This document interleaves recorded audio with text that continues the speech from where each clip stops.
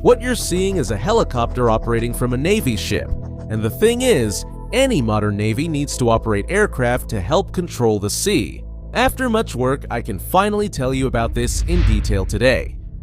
What you're about to see isn't a normal video, because I'm going to show it to you in a big way. Your Naval Aviator wings and your 14th Squadron patch. We're going to simulate a drifting mine, which is a very real scenario today.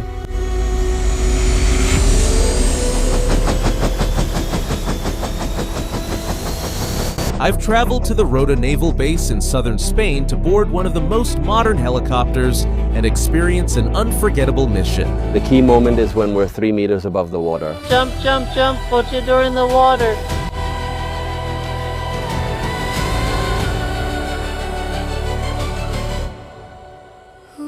Welcome to the 14th Squadron of the Navy. Good morning, I'm Lieutenant Alejandro Carnicero, NH-90 pilot. I'm going to tell you a bit about the inner workings of the 14th Squadron, how we operate, and what it means to operate an aircraft like the NH-90. You see, in Spain, the Armada is the branch of the armed forces responsible for protecting the seas. In other countries, it's generally known as the Navy. So that we're all on the same page, it's the equivalent of the US Navy in the United States. And to achieve sea control, ships, submarines, land vehicles, or even aircraft are used. Spain is a country that's practically an island. We often don't realize it, but the amount of coastline we have is incredible. So, in that sense, the Navy's capability and the need to have a powerful Navy is very important, and that includes its helicopters. The reality is that Spain is on the Iberian Peninsula, connected to Europe through France. But, in geopolitical terms, it behaves almost like an island. To the west, it has the Atlantic Ocean. To the east, the Mediterranean. To the south, the Strait of Gibraltar, separating Europe from Africa by just 15 kilometers. And in addition, it has 2 autonomous cities in North Africa, and 2 island groups, the Balearic and Canary Islands. And this is something we don't usually notice. But there's a striking fact: 90% of imports arrive in Spain by sea. If a conflict were to start with another country and they were able to impose a naval blockade on Spain, the consequences would be terrible. That's why it's essential to maintain a powerful naval force. And here comes a question that I asked myself for a long time. If the Navy is the force in charge of controlling the sea, why does it need aircraft? I think there are 2 main reasons. The first is that aircraft are the best vector for a ship. That is, by embarking an aircraft on a ship, I can extend the horizon that the ship has when it comes to establishing communications, radar horizons, and so on. Through an aircraft, I can expand that. One of the Navy's main missions is conducting amphibious landings, highlighting its amphibious and expeditionary capabilities. In that sense, the ability to deploy troops from a ship to land very quickly is something we have thanks to aircraft like this one, the NH-90, which allows us to put up to 20 soldiers on the beach very quickly to carry out an amphibious landing. In the Navy, aircraft are grouped into squadrons. Each one normally operates a main type of aircraft, and their numbering has been assigned as new units have appeared. The first was the 1st Squadron, then the 2nd, and so on.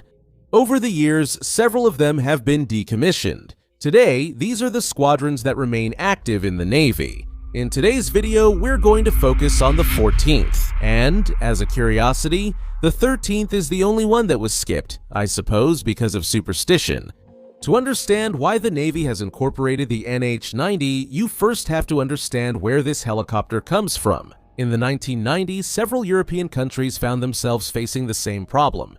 Their military helicopters were aging, and sooner or later they would have to be replaced. But instead of each one developing a different aircraft, it was decided to create a joint program. A modern European helicopter designed from the start to be adaptable to very different missions. That's how the NH-90 was born, its name coming from NATO Helicopter 90s. The idea was to develop a platform capable of operating both on land and in naval environments, with 2 main versions: a tactical transport version designed to move troops, equipment, or wounded in land operations, and a naval version. And this is important because the NH-90 wasn't created as a specialized helicopter for a single mission, but as a common platform that each country can adapt to its needs. And in the case of the naval version, it has some key differences compared to the land version. The difference between the naval aircraft and the conventional aircraft is mainly a reinforced landing gear, because a helicopter's ability to operate from a ship must allow for harder landings in a less controlled environment. On the other hand, we have the automatic folding of the blades and tail rotor, as we already mentioned, in 90 seconds. In that sense, we are used to operating in very small spaces. And then, on the other hand, the main challenge is maintenance in the saltwater environment. In the end, operating in a high salinity environment makes aircraft maintenance much more challenging. So in that sense, those aircraft are better prepared to operate in this type of environment. This helicopter had three major differences compared to its predecessors. The first was the fuselage made of composite materials instead of a structure formed by conventional beams. We'll see the advantages of this later.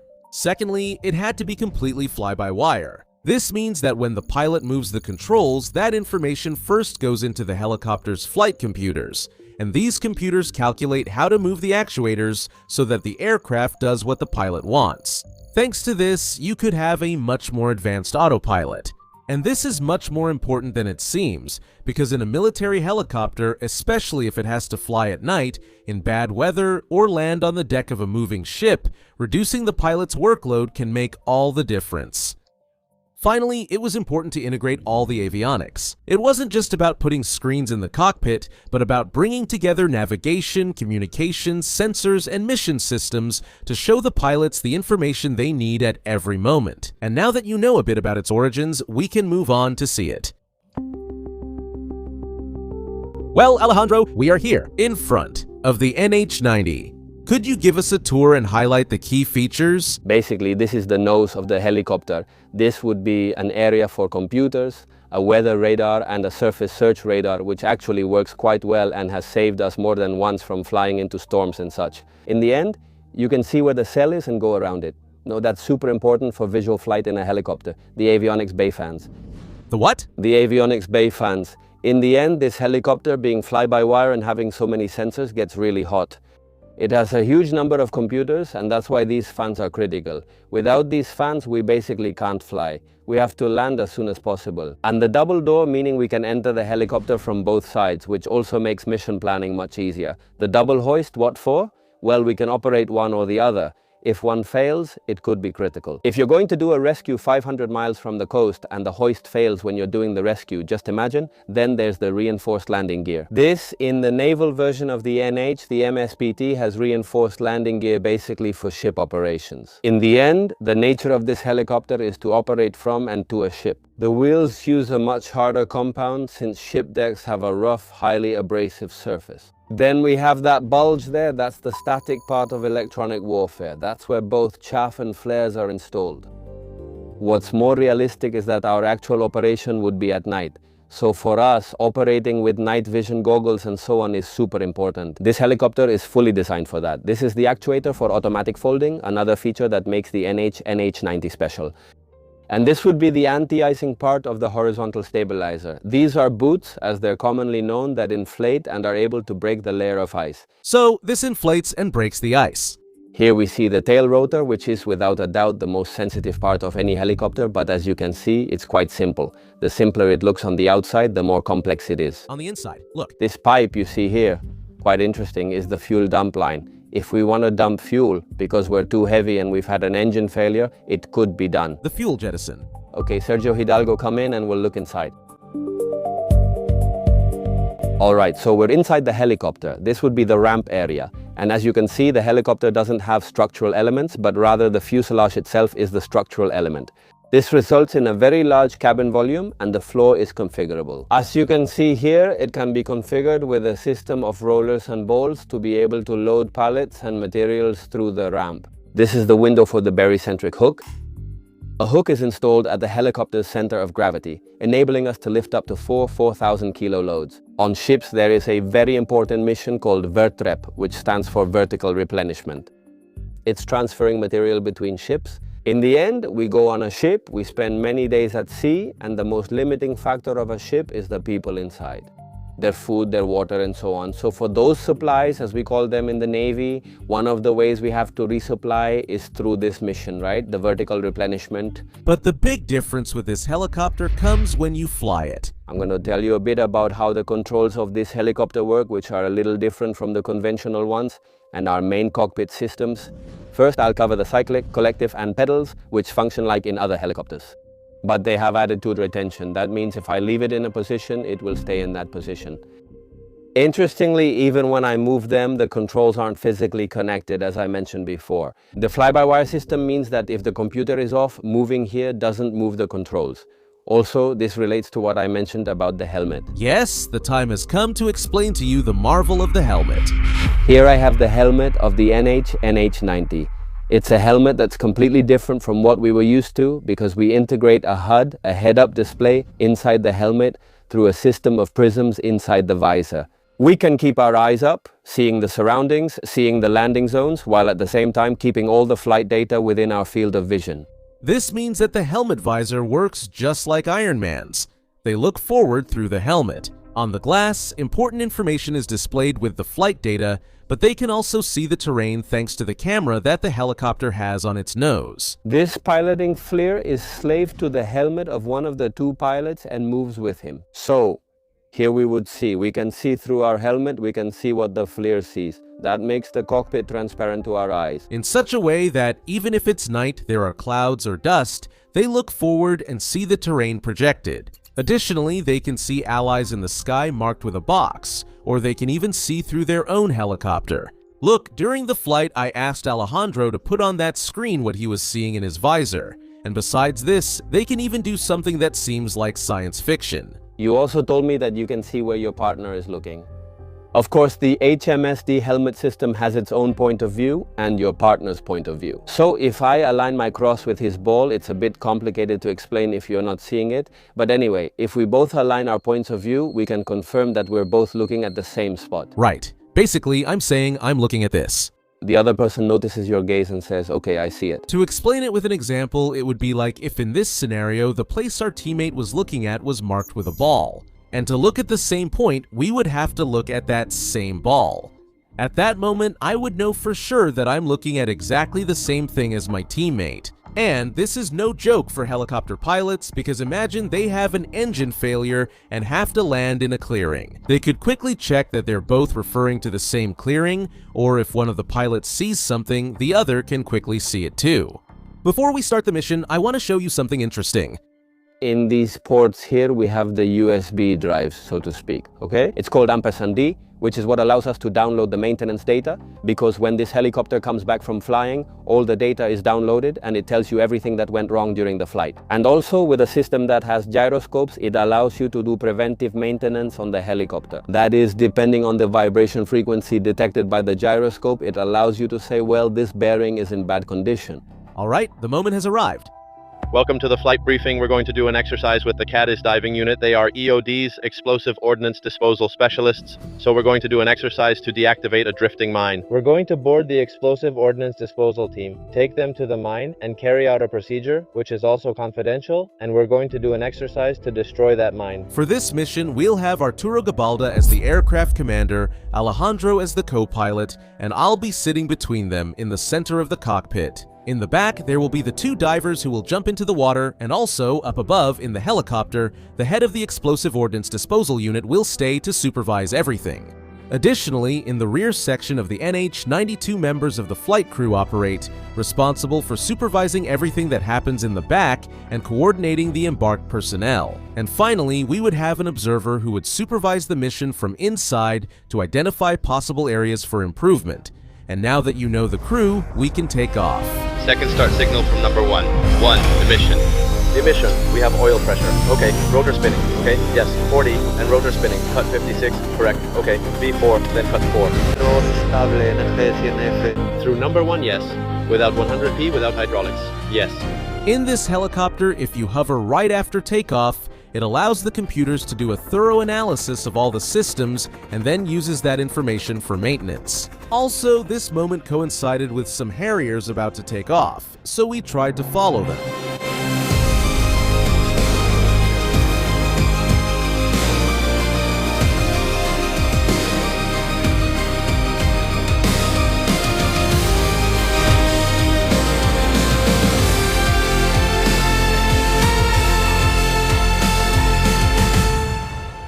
The mine we had to neutralize would be on the beach at the Rota Naval Base, so there was very little distance between the takeoff point and the beach, just a couple of minutes at most. That's why you'll see many warships around, or even the aircraft carrier Juan Carlos I.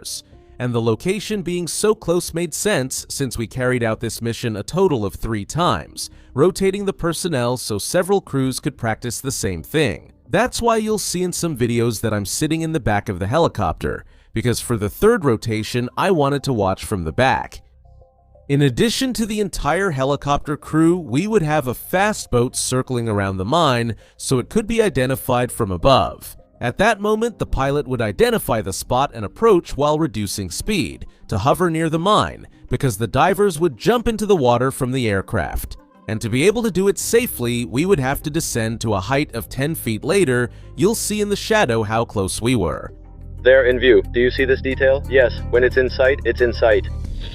As we've mentioned, one of the features of this helicopter is that, being fly-by-wire, it has very advanced autopilot modes. All of this is aimed at reducing the pilot's workload so they can focus all their attention on carrying out the mission, and not so much on flying the helicopter. And among all these modes, it has, for example, a hover mode, which means that the pilot presses a button in the cockpit, and the helicopter will remain in a hover without the pilots having to constantly make corrections with the controls. So, when we stopped, it was time to start descending. Come on, go slowly. Everything inside, okay. We're going down. And now you remove the seal. Yes, already going down. And now I'll treat you. Pectico. 25, which ones? 20. Sometimes it's 20. Yes. It's already adjusting there little by little. Do you see it? 16 around 17. You can keep lowering it a little bit. Okay, 1 click and that's it. Let's go. 13. 13, that's good. Alright, whenever you say. When you tell me, I'll start taking out the first taster. Green, green, green. Into the water. First swimmer in the water, second swimmer getting ready. Alright, this is still going well. First swimmer is good. Second swimmer into the water. Second swimmer in the water. Okay, signal, we're good. We can go anytime. In our mission, when releasing the divers, we had to move towards the mine and go past it, so that the diver would swim to the mine, deactivate it, and keep swimming to reach the helicopter and be recovered. In this case, we needed to move slightly while we were hovering, and the helicopter interprets that when it's hovering, if the pilot inputs small movement commands, it's because it should move slowly in that direction. In fact, on one of the screens, there's a map that helps the pilot understand exactly what the aircraft is doing. I'll show you the concept in this animation. The pilot can see the point over which the helicopter is hovering, but when he gives small commands to move to one side, a circle appears showing him where the aircraft is going to move. This way, the pilot not only knows where he is, but also knows where the helicopter will remain stationary after the commands he just gave. Once the divers had placed the explosives, we carried out the recovery of one of them, lowering the crane to lift him up. But this part is interesting because at this moment, the focus shifts from the pilots to the rear of the NH-90. The crane is operated from the side, and it makes sense because the person who is right in that position has the best visibility of what is happening underneath the helicopter. But also, the NH-90 has a system that allows the control of the helicopter to be handed over to the flight crew members. We have this system here that allows the pilot to give the controls to the flight crew. And through this super simple joystick, the flight can be controlled within an envelope of about 10 knots in any of the FSXEI. For example, if I need to reach a castaway the pilot can't see from the cockpit, the flight crew would direct the approach, switch control, operate the hoist, and handle the rescue. So basically, the person who controls the helicopter... They're controlling the helicopter, yes.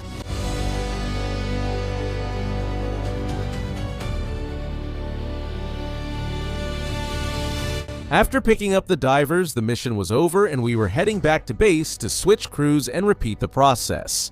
But before that, this would be the ramp and the hatch, which is basically like the one on the A400 and could be opened in flight. Indeed, we took the opportunity to open the rear ramp in flight. With the doors open as well, it was impressive to see nothing but open air no matter where you looked.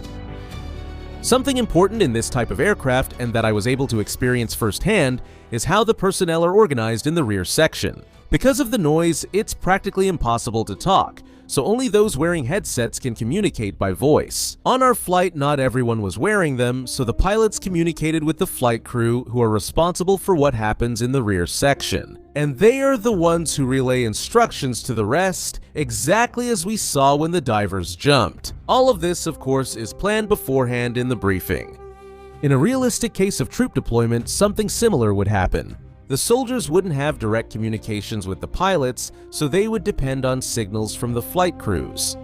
In this video, you have seen a joint operation between the 14th Squadron and the Cadiz diving unit, showing the Navy's ability to coordinate different units in the same mission. And we've done it in a big way, getting to know a part of our naval aviators. Because yes, in the Navy we also fly, but in a very different way.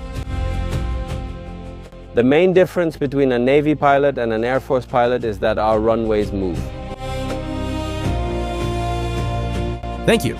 After spending a couple of days with the people from the 14th Squadron, I can tell you that what I take away the most is not having flown in an NH-90, but having been able to see how all of that works from the inside and experiencing it together with them. The Navy, and in particular the 14th Squadron, have opened their doors to us in a close, humble, and honest way, so that all of you could experience it with me.